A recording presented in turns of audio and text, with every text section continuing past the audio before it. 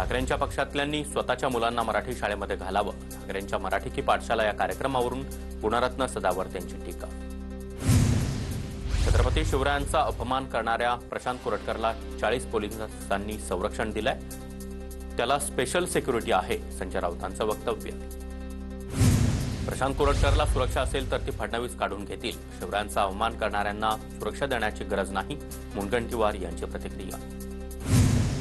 कोरटकरला मोकळं सोडलं तर लोक त्याला सोडतील का? प्रशांत कोरटकरवरून छगन भुजबळ यांची प्रतिक्रिया. कोरटकर आणि सोलापूरकरचा कडेलोट करणार का? सोलापूरकरवर अद्यापही एफआयआर दाखल का नाही? अमोल मिटकरी यांचा सरकारला सवाल. महापुरुषांचा अवमान करणाऱ्यांविरोधात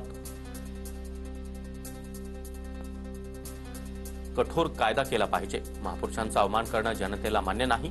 प्रशांत कोरटकरवर बोलताना अशोक चव्हाण यांची प्रतिक्रिया.